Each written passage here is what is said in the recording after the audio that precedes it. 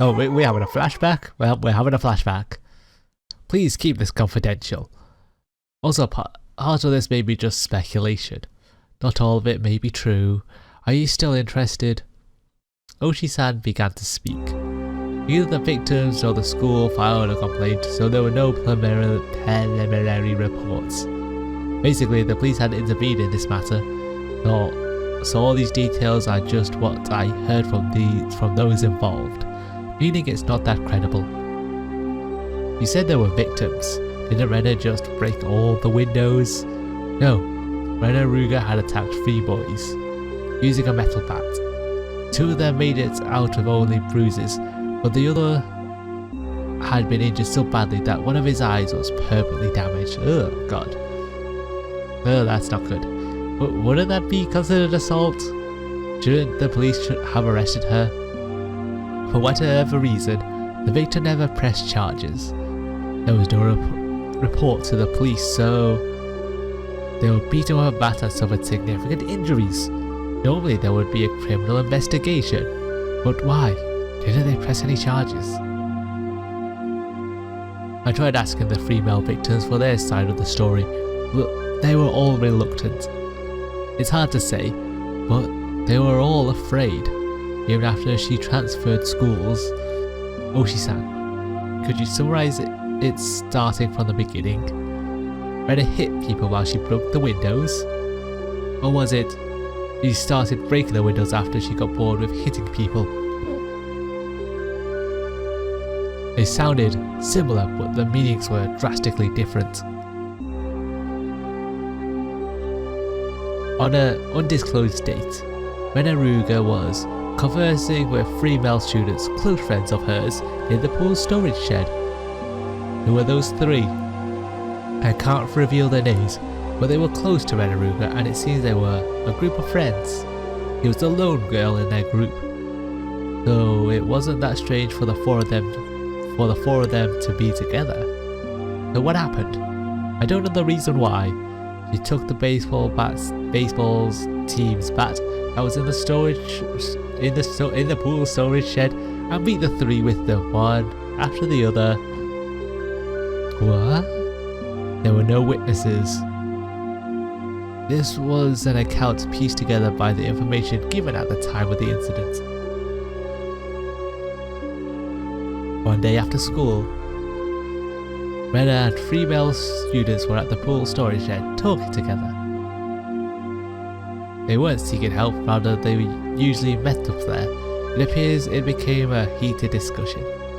At that time, Rena underwent a change. Well, everything turned red once again, huzzah! The change was so abrupt that the 3 of them didn't comprehend what was happening. Oh, we really don't need the sounds for all this, do we? Okay, no we don't, okay. Then after taking the metal bat, she attacked her friends, one after the other. There's the blood on screen now, there it is. Leaving her friends covered in blood with gashes on their head, she made her way towards the school building. And then proceeded to break all the windows by the sounds of it. Then she broke the glass windows one after the other. A few minutes later, a teacher appeared on scene and subdued her. I'm just wondering how a teacher would subdue her. What was this change Rena underwent? What matches up in the statements from those 3 was a sudden change. A point that there was a transformation. I also could recall Rena's transformation. I could see that change many times before. It was so different from the usual Rena that I couldn't help but believe it was someone else who looked like Rena. That transformation they're talking about, had it happened before? No, there was nothing like that. As far as I could find out in her medical history and past, there was nothing like that. Does that happen often where people suddenly change like Rena did? Of course it does. There are plenty of psychological phenomenon that could cause something like that. Then, you're saying there was a dormant element in Rena that caused that transformation? I cannot say that for certain, but according to the statements of her friends, it's hard to believe she had such a side to her. Kind, caring, and adorable. Even before she transferred here, she was probably pretty popular in school like she was now. A girl transforming suddenly and assaulting them with her bat. Who could imagine such a thing? Nobody could have even seen it coming. I, myself, sometimes believed that I was mistaken for thinking that was Rena, even now. Then, what happened after that? There was a hospital right across from the school. Well, isn't that convenient? So the three of them were carried in and treated quickly. What about Rena? What about the police? Why wasn't there a criminal investigation? You see, the police can't get involved unless they're called. Even though one of them was badly injured with permanent damage, why did they file charges? That's what caught my attention as well. Either some threat or pressure was placed on them, or they had a reason they couldn't file charges even if they wanted to. We're talking about you after all. Of course you looked into it, didn't you? Well, yeah. I told you at the beginning, didn't I? And the victims were all very reluctant to talk. They didn't want to touch on the matter, or rather, they didn't want to be involved. Reluctant to talk. They didn't want to touch it. They didn't want to be involved. It resembled the villagers here, and Yashiro-sama's curse. Did the teachers at the school tell you anything? A school is hallowed ground. You could say they tend to keep scandals under wraps. They didn't have a search warrant, so I had to tread lightly, you see. There was no comment from the school? No. They denied the incident even happened, despite the massive bill that they have for all the window repairs. It's just 3 male students were carried in for blunt force trauma that day. That's all there was in the hospital records. The victims didn't speak. The school denied it happened. And you don't know anything at all? Yeah, I don't know nothing other than the incident itself had taken place. The victims also wished this incident to be kept from the public. So if you and I both forget about it, my Baron-san, and this incident will probably just fade away into the ether. For a brief period, we sat in silence. At first glance, it looked like a simple assault case, but that was just the tip of the iceberg. The depths were obscured by roiling waves, sinking quietly into the void, as if it never existed to begin with. After that, she was suspended by school, and during that time she underwent psychiatric counselling. Did you hear anything from that doctor? Again, they were very professional in regards to their ethics, or at least very tight-lipped. Nothing even after you showed them your badge? I was told to get a warrant. The badge itself has no legally binding authority after all. It's just merely identification. It is a badge. Then, how did you know that Rena confessed it was Oyashiro-sama who did it? There was a nurse I asked in that department. She agreed to help me just from showing her my badge. Then, what did she say? Turns out that nurse hadn't heard everything. Apparently, all that she remembered was what she overheard from inside the room. The nurse said at that time, Rena Ruga was very calm and mild-mannered. It was more like she was confessing her sins at church than a counselling session. She spoke with her mother from time. They spoke with her mother there for some of it, but partway through, her mother was asked to leave, so it became a private counselling session between the doctor and Rena for a while. The part with Oyashiro-sama, when did that pop up? Partway through, she screamed the name suddenly. That startled the nurse, and that's why she started listening in. Boy, there was Oyashiro-sama. Rena suddenly shouted that. Are we having a flashback in a flashback? I had no idea what was said before that, so I have no idea what the meaning behind it could have been. The doctor calmly and collectively asked Rena to have a seat. What is this Oyashiro-sama you speak of? Gently, ever so gently, the fundamentals of counselling were believing what you were told. Whoever abandons Hinamizawa will be hunted down by Oyashiro-sama, and they finally got into me. That's the town you lived in before you moved here, isn't that right, Ruga-san? I didn't want to move, but it's because of my mom and dad's circumstances we had to. But Oyashiro-sama wouldn't allow it. Ruga-san must have a lot of friends in Hinamizawa. Even now you must be missing them dearly, don't you think? I want to go back to Hinamizawa. No, it's not that I want to go back. I have to go back. I should have gone back much sooner, but now it's too late. Oyashiro-sama has come. Oyashiro-sama is the name of the god in Hinamizawa, isn't that right? Everyone knows it's Hinamizawa's guardian deity, and if you ever try abandoning Hinamizawa by leaving, you'll incur his wrath. You had moved quite a while ago, didn't you? Then it was just now that this god has arrived, is what you're saying? You might not believe me, but Oyashiro-sama exists. The nurse was then asked by another nurse to do something and left the room. And that was all she remembered. Ah, how unfortunate. Is that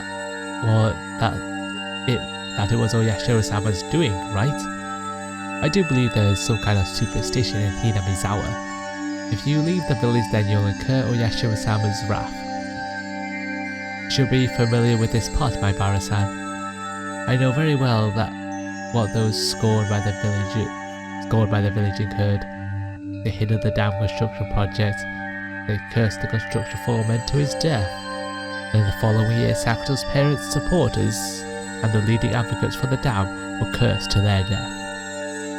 But this was the first time I've heard of the curse incurred by leaving the village. This was my first time hearing that. I can understand outside threats being cursed by the village, but why also villagers who leave? Normally people who leave villages aren't supposed to be cursed, right? I know it's a bit strange to say it, but I could see it as a rule that the people who come in are the ones who would be cursed. Far from Jupiter, far from his thunder. Curses weren't something to chase after people that leave, were they? Oshi-san pondered that for a bit over on the other end of the receiver, then began speaking again. Well, I told you long ago when Hinamizawa was called Onikakushi, right? Didn't I? I recall hearing that. Long ago, Hinamizawa was feared and respected as the village of ogres.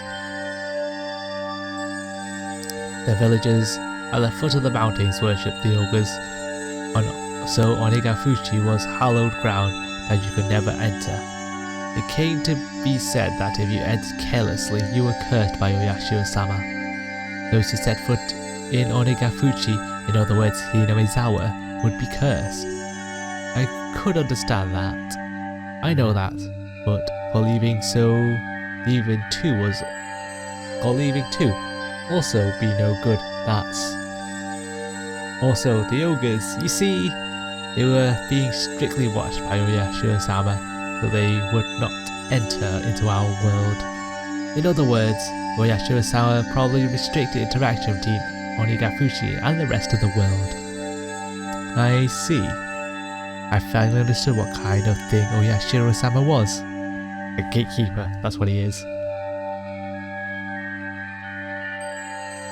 So basically, Oyashiro-sama is more like a warden than a protectorate deity, I guess? Trying to keep this place isolated from the rest of the world. I guess that's how it would seem. I'm sorry, I don't know very much myself. This is mostly what was passed on from me from my grandmother. I could understand it a bit better if it was like that. Those who came to Himaizawa would be cursed, but those who tried to leave would also be cursed. Though because Rena originally lived in Himaizawa and moved away, she fulfilled the requirements for being cursed. That means, because Rena moved away against its wishes, she was cursed by Oyashiro-sama? Is that what it adds up to? In short, it seems to be what it points to, I guess. As a matter of fact, soon as they did move back to Himaizawa after all. Oh wait, no, never mind. Those who abandoned Himaizawa and left were cursed. But then, why only Rena? Couldn't Rena's parents have been guilty of the same aggression by moving away and having been cursed? Also in this day and age in Japan, shouldn't there be a lot of people coming and going? If every single one of them was cursed, then it'd be insane. But in reality, it wasn't that big of a deal. At most, there would be one person dying and disappearing on the day of the Watanagashi. I don't like saying at most though. Well anyways, there's a lot I still don't know. Even if it was Oyashiro-sama's curse, it doesn't add up as to why her classmates, the victims who were beaten with a metal bat, wouldn't press charges. You don't think the victims were cowering because they believed in the terrible curse had befallen them too, do you? Doubt it. Of course I didn't want to believe it, but more importantly, I had just realised something else. There was another bizarre connection that Rena made between Oyashiro-sama's curse and the metal bat. That's how she fell victim to Oyashiro-sama's curse and went missing. I also recently learned that Satoshi had also become infatuated with the metal bat right before he disappeared, just like me. Then Rena as well was affected by Oyashiro-sama's curse. She confessed that much to the doctor, and the weapon she had used at the time of that horrendous act was again a metal bat. And finally me. I encountered various things that were inexplicable and was now holding onto a metal bat. I was shocked when I learned that Satoshi did the same thing. It couldn't be that the same thing happened to Rena, but there was one critical difference between her and Satoshi's case. That being, Satoshi went missing after falling victim to the curse, but Rena was still here. Both of them had fallen victim to Oyashiro-sama's curse, yet they were met with different endings. And finally, me. I couldn't call it coincidence anymore. Rena, Satoshi, and finally me. Could it be I really was under Oyashiro-sama's curse right now? No, more importantly, more than that. What should I do now? Satoshi had been demoned away, vanishing without a trace. Rena was fine. Fine? Rena had undergone a change. I could only believe that there was something that wasn't Rena residing inside her. And here, right now, it was standing before me.